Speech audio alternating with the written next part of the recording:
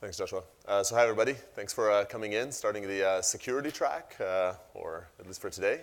So I'm here today to talk to you about open source security and owning open source security. It's a slightly unusual talk for me and format, so hopefully it works out well. A few words about me, if you don't know me. So I'm Guy Pojarny. I am the CEO at Snyk, which is a startup that deals with web security.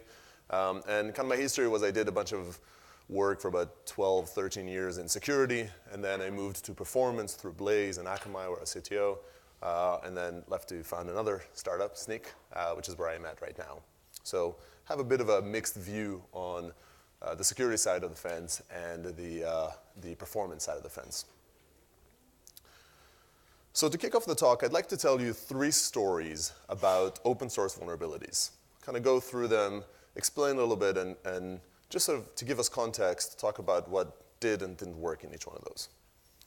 We're going to start off with the kind of poster child today of open source security, which is Heartbleed, right? Who here has heard of Heartbleed? Everybody, yeah, you kind of need to. Even if you live in a cave, you probably heard of Heartbleed. So Heartbleed is a vulnerability in OpenSSL, which, again, probably everybody's familiar with, which does a lot of things, but primarily is a sort of TLS SSL client and server library. And it was a remote memory exposure vulnerability. This is important because we'll get a little bit to its implications. Its claims to shame were that it leaked server-side memory, including secrets, and notably, or more concerningly, the private keys of these sort of SSL TLS negotiations. And the other aspect of it is that it was very silently exploited. There were no logs, no kind of remnants, so you didn't know if you got compromised. The timeline of Heartbleed is a little interesting. This is kind of a nice infographic from Secunia, so just using that. It's probably a little bit hard to read, but on March 21st, Google, or a security researcher at Google, found a vulnerability. Google created a patch. They immediately patched their own servers, tested this out. Somewhere in the process, apparently notified Cloudflare. Wasn't sort of officially stated, but Cloudflare patched their servers somewhere in the sort of 10-day range, March 21st to 31st. On April 1st, after about 10 days, they notified the OpenSSL team, the actual kind of OpenSSL, about the vulnerability. They told them that they've disclosed it to some infrastructure providers, presumably Cloudflare. And OpenSSL decided that they took it seriously and that they are going to release this on April 9th, giving themselves 8 days to properly vet the patches, see that everything is good. On April 2nd, somewhat oddly, Codenomicon independently found the same vulnerability. Hard for me a little bit to sort of grasp, but they've totally independently, maybe there was some chatter, but whatever it is, they also found the vulnerability. They took a slightly different path, and they went directly to the CVE authority to get a CVE number from it. So that happened on April 3rd. And in the process, OpenSSL is working on the fixes. Akamai hears about this. It's a little unclear exactly where the notification comes from. Kind of public statements are mostly around people in the OpenSSL community informing Akamai about this because it's not public, and Akamai patches their servers. And on April 6th, OpenSSL starts a little bit more formal early notifications, tells Facebook about it, tells Akamai formally, tells Red Hat, a few others. And on April 7th, discloses it. The reason April 7th and not April 9th is that CVE number that Codenomicon filed got accepted, and basically they notified OpenSSL about the vulnerability on April 7th. They said, you know what, it's pretty good at this point, it's pretty deployed, we're going to roll with it, and they released it to the world, and the race to patch begins. So this is open source security done right? I would say this is a good story. There is a corporation that uses an open source project. They find the vulnerability, they fix the vulnerability, they test it out, and then they go back, they contribute that back to the open source project. The open source project responds quickly, responsibly, sends some early notifications to big vendors that would impact, this would impact, and then notifies this in a pretty grand fashion. It's, definitely one that took attention. So it's a good state, but it still leaves a few open questions, right? And there's a bunch of them that we can raise, but one, for instance, is who decided who gets the early notifications, right? Cloudflare got the notification, Akamai got the notification, Facebook. What about the other CDNs? What about maybe other operating systems? Why isn't Microsoft on that list? Maybe they're not using OpenSSL. There are a bunch of these questions about who decided. That part's a little murky, a little unclear. And then maybe the question that gets asked more, which is, some would say unfair, but still does get asked, is how come this wasn't found before? So this is a pretty big vulnerability in an open source project, so it's open, it's available for everybody to find, and it's been there for 2 years. So it sat there, and nobody disclosed, nobody found, or at least nobody found and disclosed this vulnerability. Steve Marquez from the OpenSSL Foundation is the OpenSSL Foundation money guy. He's the guy that needs to actually raise the funds. Says he's been asked that question repeatedly about why did this bug take a long time? And what's important to understand here is that OpenSSL has practically no budget. OpenSSL is the OpenSSL Foundation. They try to raise some money.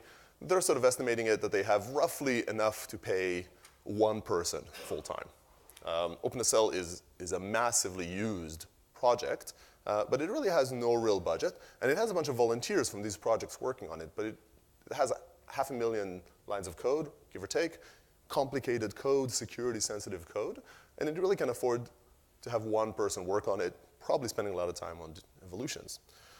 So in that same blog post, Steve Marquez continues to say that the mystery is not that a few overworked volunteers missed this bug. The mystery is why it hasn't happened more often. Right? When you sort of stop to think about it, this is an important piece of code, a large piece of code, and it has a very, very small amount of manpower working on it if you compare it to what we see in our surroundings, in our companies. This is not a unique phenomenon. If you look at a recent study done on kernel Linux vulnerabilities, they actually take an average of about 5 years to be discovered. Averages are a little misleading. I think it's a mean of about 3. The post is a little murky on that. But even 3 years is a long time. Typically what happens is some new version of the operating system gets released, and then people pour over code that they've generally just sort of let sit. So it's pretty slow. And in fact, shortly after Heartbleed, a similar kind of big wave of vulnerability came out called Shell Shock, and its timeline, and this vulnerability actually sat there since 1989 to 2014. So that's a pretty long timeline to actually discover this vulnerability. And it was, again, you kind of see the processes was found on September 12th, disclosed responsibly. Some people were notified. On 24th, it was publicly disclosed with a fix. Within an hour, there were live exploits on the web trying to exploit this remote command execution, a very, very severe remote command execution vulnerability. And the next day, on September 25th, right, 24th, it was publicly disclosed. On the 25th, there were already botnets that were doing DDoS attacks compromised using shell shock. So attackers are being extremely efficient with this severe vulnerabilities. And many, many servers were impacted. I couldn't find like an explicit estimate of somebody by percentage, but a very, very large portion of the web. So this is Heartbleed a little bit, and maybe we'll pause to say, why was Heartbleed such a big deal? I mean, yes, it was a remote memory exposure, but those happen regularly. Remote command execution, for instance, is more severe. There are worse vulnerabilities. But the reason that it mattered is because it was open source, and open source is everywhere. Now, OpenSSL is especially everywhere. It's one of the more prevalent open source projects. But open source is so easy to consume, to use, to pull in, that we just use it by huge, huge volumes, much more than any commercial piece of software. The estimate is that Heartbleed, upon release, when it was just notified, impacted about 25% of the HTTPS web. That's a massive, massive portion of the web for one vulnerability to impact. It's an estimate, but either way, no matter how you slice it, it's going to be a large, large number. When you look sort of at stats, this one made waves, so people were aware of it. Within 2 days, that 25% dropped to 11%, primarily through providers like Akamai, like Cloudflare, right, that patched those vulnerabilities for many websites. 7 days, it was 5%. 6 weeks later, it was 1.5%, and then it trails down from there. It really kind of stays pretty static, right? It starts going down much slower. It got remediated fairly quickly, but even after that, about 1.5%, even after a month and a half, 1.5% of the HTTPS websites were still vulnerable to this severe vulnerability. That's a lot of websites. In addition, there were studies done 6 months later and 12 months later, and what you can see is that while 93%, this is Maryland, 7 months after disclosure, they saw that 93% of servers were patched, but only 13% of servers swapped the certificate. Now, remember, this is a vulnerability that allowed you to steal a private key silently with nobody knowing that you did it. So yes, you should patch first so it doesn't happen anymore, especially now that it's known, but your certificate might have been compromised. You're in trouble. But people did the easy thing, which is patch, but they didn't do the slightly harder thing, which is swap your certificate or swap your key. Similar studies from Venafi, which has some vested interest in kind of hyping this out, talk about in the Fortune 2000 companies that they didn't patch. The vast majority of them, 3 out of 4, did not patch all of their servers. So that's the other problem, right? These servers are everywhere. They patched some servers, but all of these companies were still somewhat exposed through some of the other servers. And once again, they did not swap a cert. And all along, there's all these constant stats showing how there's real live exploits happening against Heartbleed now that it's known and out there. So this was the story of Heartbleed, right? And Heartbleed got a lot of publicity, right? This is mainstream media for a vulnerability in a highly technical open source library. That's not typical. That's not the norm, and definitely doesn't happen for everybody. Let's go down a notch in popularity and talk about story number 2, Image Tragic. Who here has heard about Image Tragic? Okay, it's not quite as many hands as before, but still pretty well known. Image Tragic, with its crappy-ish logo, is I like the Heartbleed logo better, is a vulnerability in image magic, which is one of the primary, again, open source tools that are used to manipulate images today. And it's very popular on the website as well when you do things like take in avatar images and try to resize them, or user-generated images, as well as on the flip side, if you have products and things like that, you try to manipulate them on the process. Image magic had actually a combination, I think about 7 or 8 different remote command execution vulnerabilities, trivially exploited. You had to send a 4-line text file that was an SVG masquerading as a PNG, and voila, you've got remote command execution. No fancy, no binary involved. You could do it in a terminal with text. Let's look a little bit at the timeline of Image Tragic. So around March 30th, give or take, the vulnerability was discovered, a CVE was issued. On April 30th, so about a month later, after communication and work with the Image Magic team, there was a partial fix release candidate. I'm saying partial, I'll get back to that in a moment, but there was a fix that was published. And on May 3rd, the vulnerability was officially published. When it was published, there were already statements saying that the fix that was released, but it was already out, was partial. We'll get back to that in a moment. Over the course of the next month, there were a lot of chatter, a lot of conversations about how do you fix this, right? Because at this point, you have a very popular, high-severity remote command execution vulnerability out there with a partial fix, or implying not fixed. There are still easy ways to get a remote command execution. And only really a month later, there's a release where people agree that it patched all those vulnerabilities. Oop. So this is, actually, I'll stick to that slide as well. So this is a full month without a full fix. And that's not good, right? This was disclosed, and you have to wonder a little bit about, how did that happen? During this month, people were in a tough spot. You could either pull out Image Magic, you could put manual remediation that would look for magic bytes and things like that, try to sort of basically identify the exploit yourselves. If you had Web App Firewall or certain CDNs actually applied those settings.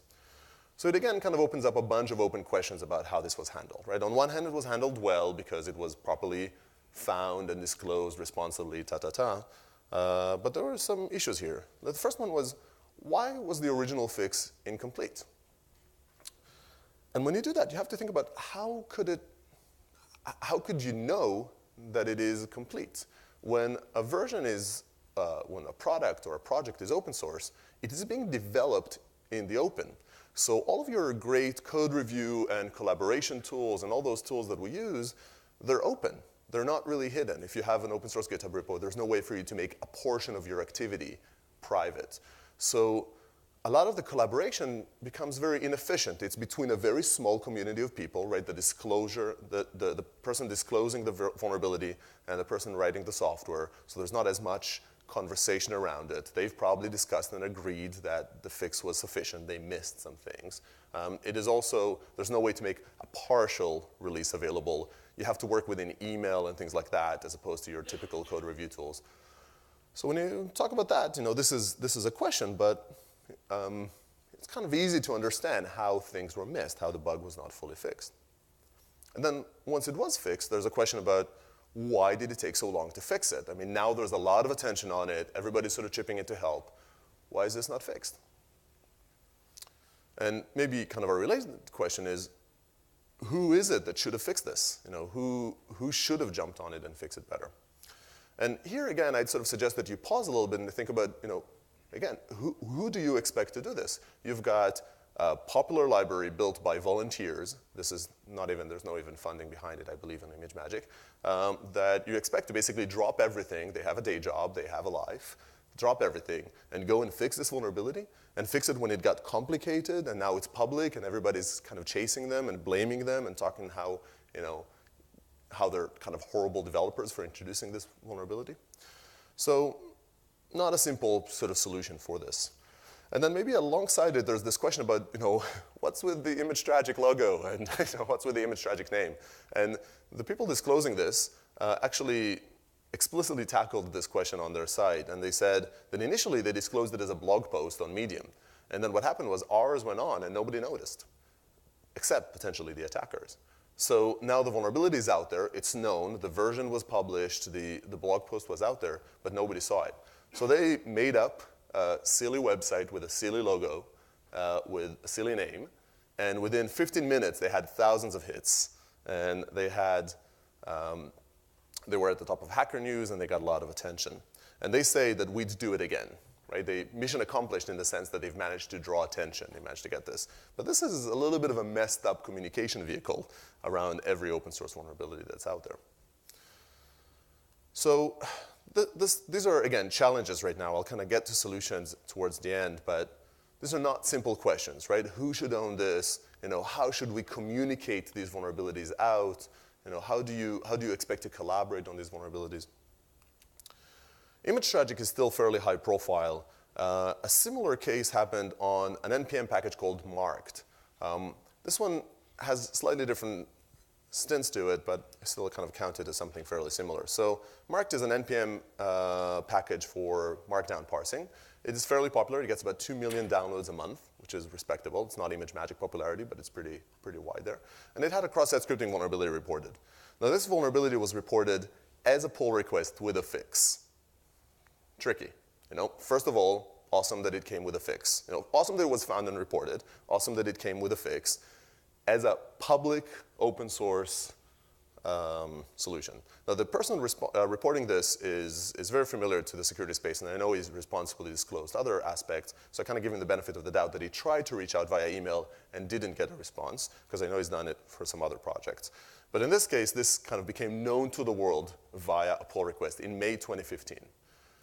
And in July 2016, it was merged. So a full year later on, or more than a year later. And in the meantime, this repo is fairly dead. Nothing really happens on it. It has, it was inactive for about a year, and it had some issues around ownership in it. So there was one person that built it up and maintained it, and they kind of unofficially, not entirely, handed the reins on to somebody else, because this is just one person, and again, they have a life, something changed. Maybe they had a child, maybe they moved, maybe they've got a more demanding job, maybe they just got tired. Nobody likes maintaining software. So it just sat there. It sat there, nobody merged, a lot of, a very long thread with people +1ing and asking for this to be merged, talking about alternatives on the Marked repo. And it took about over a year to do it. At Snyk we're very aware of this and kind of created a patch in the interim. But really, a lot of chatter around how do you upgrade this away and whether it's ever going to be fixed. So it was actually kind of good news when it did eventually get fixed, because we gave up on it. This is a very common scenario. When you look at fixes that are out there, about 59% of the reported vulnerabilities on Maven packages remain unfixed. This is a slightly old stat, but you don't get these stats all the time. It's about 2 years old. So it means only 40% of the vulnerabilities, 41%, actually get fixed. Those 40% take a mean time to repair of 390 days. That's a long time to fix a vulnerability. And even the CVSS 10 ones, the Common Vulnerability Scoring System, this is severity ranking. CVSS 10 is terrible, right? This is, you can blink and take over your server. It's a really bad level of severity. And even those take a mean time to repair of 265 days. There's other stats that talk about how even slower it takes for people to adopt those and embrace those. So those were, I'm kind of cheating because I'm throwing in small stories within them, but that was my sort of second big story, right? We talked about Heartbleed and some knowledges, we talked about Image Tragic. Let's go down a notch in terms of prevalence and talk about a package called Hawk. Hawk is a simpler package. It's a request validation package. It also has about 12 million downloads a month out of NPM. It's built by the author of Happy, which is the second most popular web server in the Node.js world. It's more low-key. It does some request signature sort of digest style functionality. And it has a vulnerability, a regular expression denial of service. If you give it some input, it can take a very long time to process, which is especially impactful in Node because it can take down the entire thread that's supposed to be processing thousands and tens of thousands of clients. It was reported and fixed on the same day. January 19th, 2016, Eran Hammer, the guy who runs it, is a very security-conscious person. And he built and he reported this. And that's an awesome thing, right? It was reported out of band, responsibly, fixed, hooray. But there's a gotcha. It was only fixed in version 4.x, in the latest and greatest stream of Hawk. Now, Hawk 4.x does not support Node 0.12, which is still one of the most prevalent runtime versions of Node. 3.x does, but at this point, Eran is, he created this and various other packages while he was working for Walmart. And he did really great work in the open source space, including creating Happy, and he created Hawk, and he's still maintaining it. Now he is at a startup of his own. He's building things. He doesn't really have as much capacity. He fixed it. He dealt with it very responsibly. But going on and now backporting this to all the previous versions, that's a lot of work. It's not fun work. It's a lot of work. He has a bunch of open source projects, and he has other concerns to do. Specifically, Request, which is another popular package that has 17 million downloads a month, uses Hawk in some of its later versions, and it uses version 3.x because it does need to support that older Node runtime. So as a result, basically, we've got a very large portion of sort of the Node space using a vulnerable dependency, and they have no solution. They have no way out of that. They're stuck. So in this case, Eran did eventually accept sort of a community patch for 3x. Again, he wasn't opposed to fixing it. It was just had no bandwidth to do so. But it creates a bit of a problem. Now, he had a bunch. Eran he does great things. He's kind of profane in his, he swears a lot. So he has a post that you can link to it, and I don't want to sort of put a screenshot of it here, where he talks about it. But he basically talks about the over-entitled open source users. And he's right. He talks about how people expect, because you have this popular repo, this implicit responsibility now of you as an open source repo owner that you owe something to the people using it. And he's saying, I don't owe you anything. You're not entitled. You're getting this massive value from me for free. And really, you're not entitled to anything. So this happens all the time. And this was a lower key example of a lower key package, maybe. But there's many, many more similarities or many more replicas of this. And the other thing I want to show about this, kind of finishing off my third story, is that this was an indirect dependency. So in many of the other examples, I talked about using OpenSSL or using ImageMagick fairly directly. In this case, if you're using Request that uses Hawk, you're oftentimes not even aware of the fact you're using Hawk. And in fact, most of the dependencies you pull in are not direct. They're indirect. You're building in this tree of dependencies. So these three stories hopefully kind of demonstrate some of the problems that are in this space, right? These are not easy problems to solve. So let me throw some salt on those wounds. On the other side of the equation, you talk about attackers. Attackers love open source vulnerabilities. That Heartbleed vulnerability is assumed to be the cause of a CRA, so the Canadian tax agency, in compromise in 2014. The Panama Papers were because of unpatched WordPress and Drupal components that are also kind of open source components.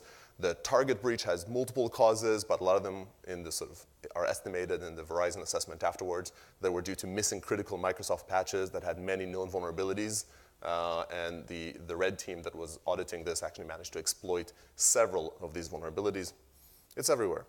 Verizon's annual report states that most attacks exploit patches that have been available, exploit vulnerabilities that had patches available for months or even years. Some debate around this, this is something that's a little bit easier for us to detect, but still, huge portion of successful exploits in the wild are due to unpatched servers or open source vulnerabilities that have not been adopted. Symantec estimates this is so bad that 99% of vulnerabilities exploited by 2020 would have been known by their security and IT professionals for at least 1 year. 99%. And attackers, kind of like developers, are lazy. We look for the easy way in. I don't know if we as attackers or as developers here, but we look for the easy way in. There's no need to work hard when there's no need to work hard. It's just there. And why is open source so easy? Like, why pick on open source? Well, a lot of reasons. First of all, the vulnerabilities are already found and published and disclosed, and if you just pay attention, just like a defender, you can find those vulnerabilities yourself. You can develop an exploit locally. No need to try to fiddle and try payloads against a real-world website that somebody would monitor. Just clone locally, run locally, build an exploit, make sure it works smoothly. You have one vulnerability and many victims. This is maybe the reason for it, right? Every open source project, because of the prevalence, because of the ease, because of how amazingly simple it is to consume open source projects, every vulnerability in open source project has many victims. You can pick and choose the ones that are popular and a lot of opportunity, as opposed to a vulnerability in a specific website that you've manually hacked very carefully. This is easier. And then on top of that, there's the human component. These things are, when the vulnerabilities are disclosed, attackers are quick to exploit them, but the defenders are oftentimes, because of all these complexities, slow to fix them. And then the consumers of those open source projects and components are even slower to update, to pull those in, right? How many people here have said later when they got a prompt about an update on their machine? Right? Everybody. I think I just did it this morning. It's hard. It's hard to do it. You're in the middle of something else. It's hard to do it across all of your servers. It's hard. So to recap, there are many open source vulnerabilities. It takes a very long time to find them. Authors fix them partially and slowly, if at all. The consumers of the open source projects are slow to discover and update or defend, and the attackers are targeting open source vulnerabilities widely. Or in other words, we're doomed. So no, not so much, right? But this is, what I want to say is that this is a real problem. And really, like, a key part of the reason that I'm here presenting about this is to raise conversations on it, because I think this is a big issue. And there are things that as a community, as a group, we need to tackle. There's no single silver bullet that we need to do to take this on, right? I feel that this is existential to making open source work as it should. Okay, hope you enjoyed that animated GIF. I typically have many more of them in the deck, but this one was more somber. So once they say, well, if security matters, just don't use open source, right? Who cares about being competitive in the marketplace anyway, right? You'd be secure all the way to bankruptcy. So that's probably not an option, right? You can't really do that. Open source is the lifeblood of how we develop today, and we like it. We love it. It helps us do more. So let's take a more constructive approach to it. Let's sort of narrow this down a little bit, high level, into core challenges. I will talk about sort of the 3 core challenges I see, digesting these and many other examples I've seen. And then I'll try to get into concrete steps that we can take as different parts of the community to try and help move this problem towards a solution. So first, let's talk about the core challenges. The first problem is incentives. If you're an open source developer, if you have a project and you invest in security, you get nothing in return.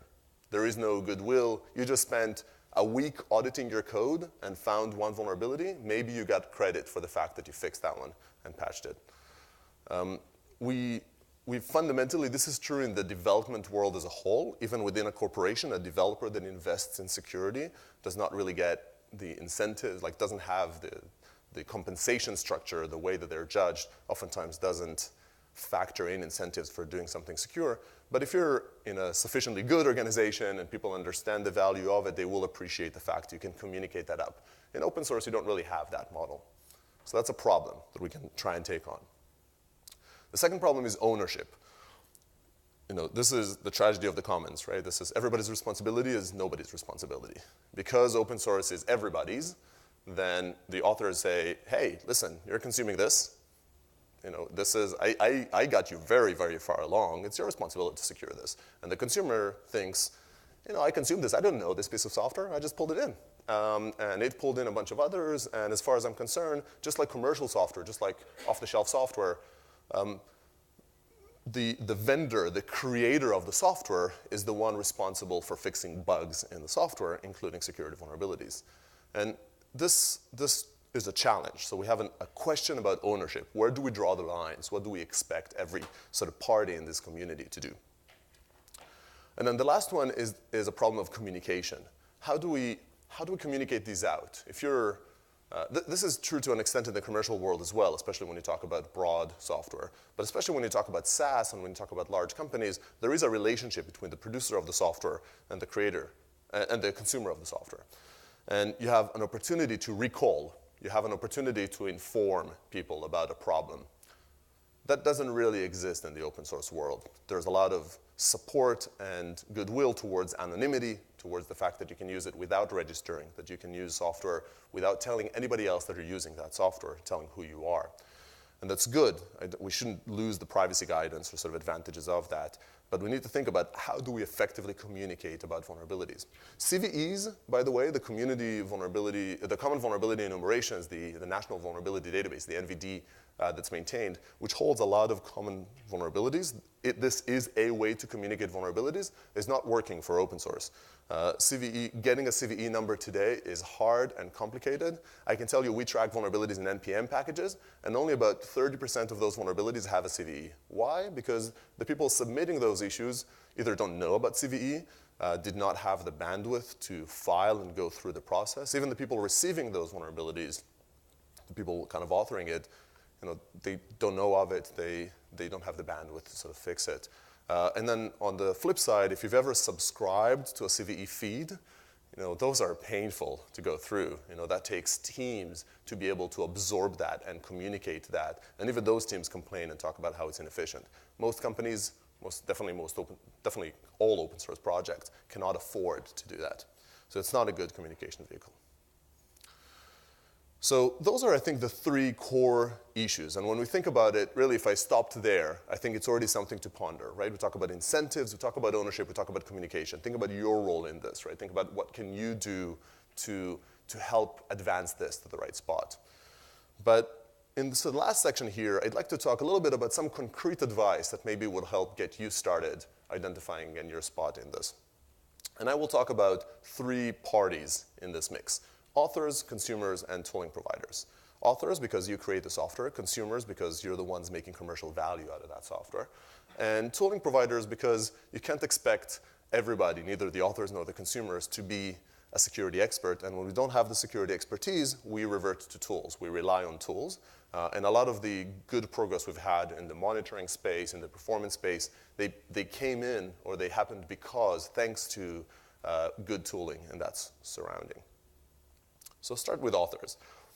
Within authors, I would like to sort of separate this out into organization-backed projects and independent projects. It's really easy when you say open source. Open source is a pretty complex world, and probably even this split doesn't do it justice. But still, kind of bear with me. I think for the purpose of security, this is important. The organization-backed are either corporate-backed, so this is Facebook React or Google Angular, or there's many examples of this, right, like LinkedIn Kafka. So there's a bunch of these projects. It could be a foundation. And foundations start to become a little bit of a continuum, like the Apache Foundation versus the OpenSSL Foundation, which might be a subset of the Linux Foundation. And it might be some form of hybrid or non-for-profit organizations like Mozilla, that might sort of be building out.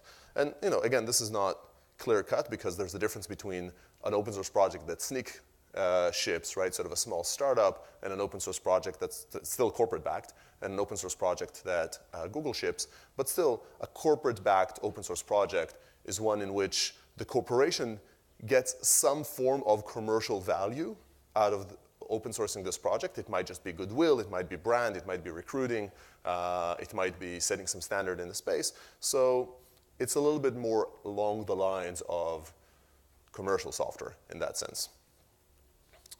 And then on the flip side, you've got independent projects. And these are, I think, more important to focus on. These are basically all the other projects. They're oftentimes one or two maintainers. They don't have bandwidth. They don't have security expertise. They definitely can't afford a $25,000, $50,000 security tool. They're typically maintained on unpaid time, sometimes a little bit on work.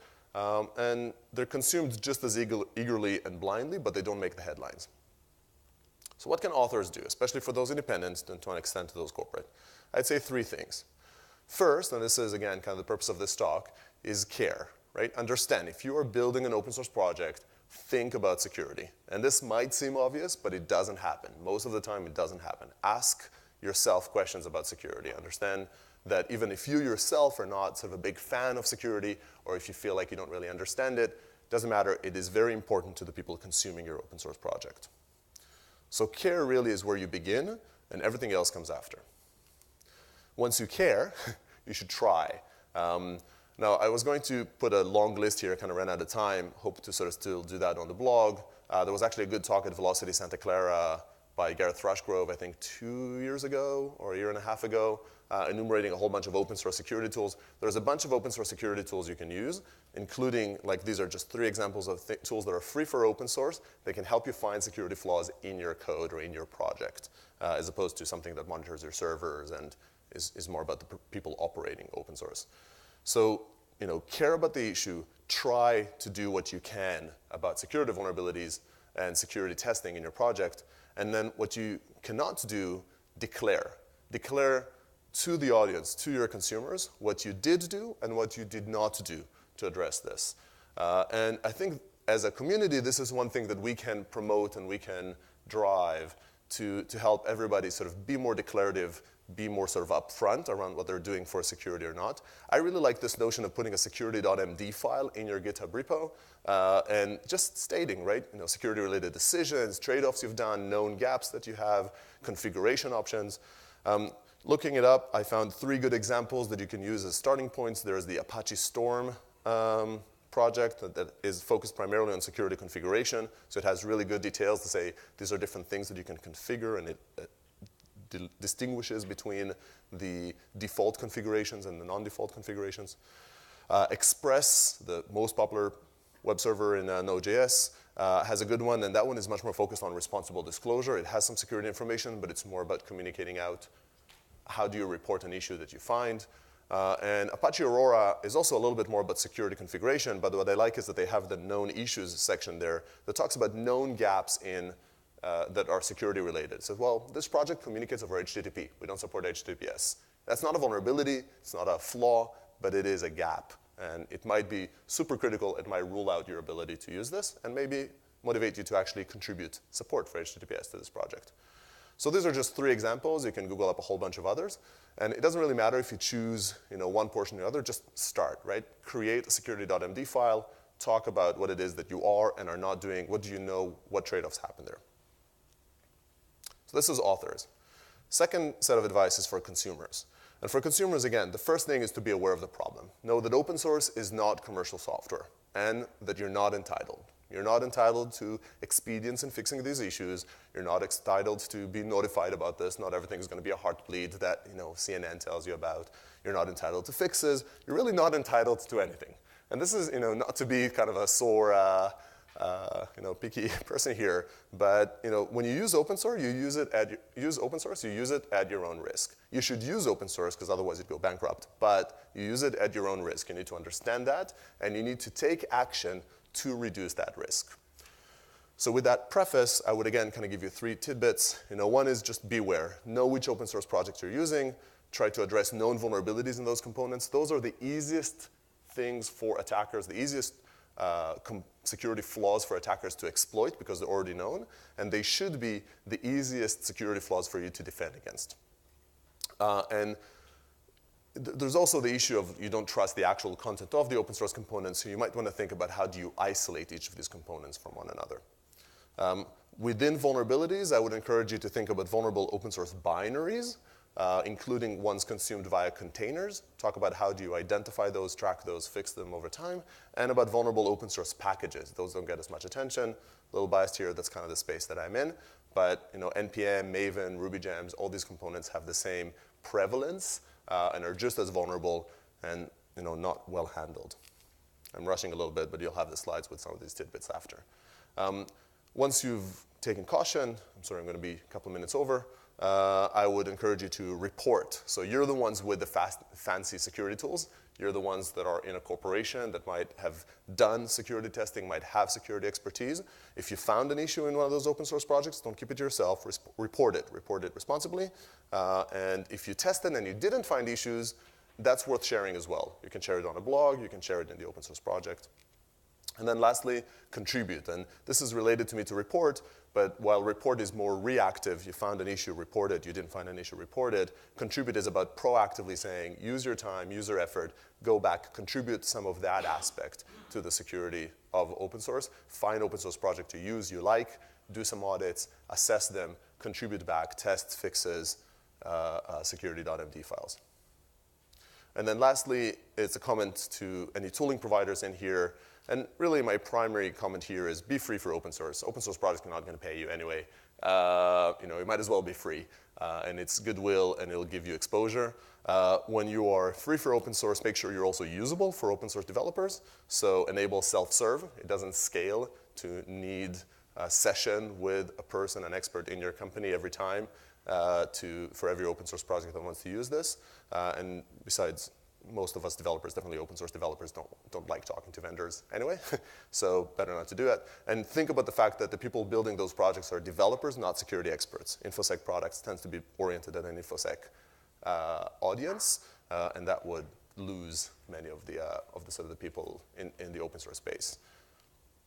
And then I have a little bit of a wish list for GitHub specifically. I'm also talking to them about this, which is private issues and branches. Give me the ability on an open source repository to report an issue privately and collaborate about it privately. Have a security.md file by default or recommendation. GitHub has a lot of these sort of tidbits to say, what should you add? And then some form, I don't really have a magic solution here, but I'm hoping smarter people than I would figure it out, is how can we incentivize, how can we have some form of kudos +1 for people doing good security work? What can we do there? So I'm just asking for this. So to summarize, who owns open source security? All of us. There's no silver bullet, there's no one entity, there's no one person that needs to fix this. And to do that, we need to actually start taking action. So these are my tips and suggestions, and hope they're useful. More suggestions are welcome. Open source is awesome, but we need to keep it secure. Thank you.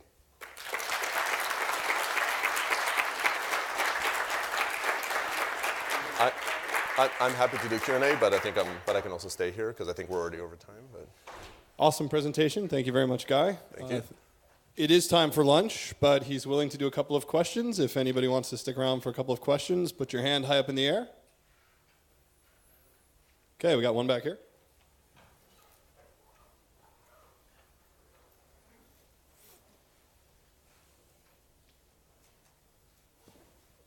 Well, I just wanted to thank you, since this is something that's really useful and a lot of developers don't really pay attention to it. I think that you have done a great job at making it accessible to all of those people. Cheers. Thank you. I got time for one more. Anybody? Yeah, over here.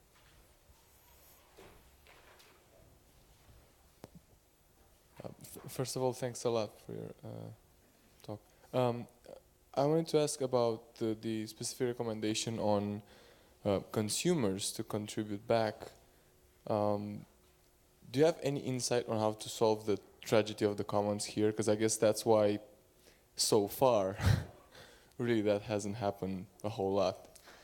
I think, so to me it's, so I don't have a silver bullet for saying, how do we exactly fix this? And I think fundamentally this is a community-created problem that needs a community-created solution. So there are components that both parties, authors and consumers, need to deal with. I think these types of actions is really the best I can offer today, which is accept your part in that responsibility. And it's not. There's always going to be overlap, and we're always going to want everybody to be responsible. But there are also some actual constraints. So you can declare that authors are the ones responsible for making their project secure, and that's a nice declaration, but it's not realistic given the constraints those projects work under. So, like my comment with contribute and those components, I still feel to an extent it's the responsibility of the open source author to kind of manage the security of their project, but it's probably not fully their responsibility to actually keep it secure. And that's where your role as a user, as a consumer, with potentially more bandwidth, more resources, to contribute back some of your knowledge, expertise, time. Good. Thanks. I'm going to be here. I don't want to keep you from lunch, but. All right. How about another round of applause for Guy? Thanks a lot.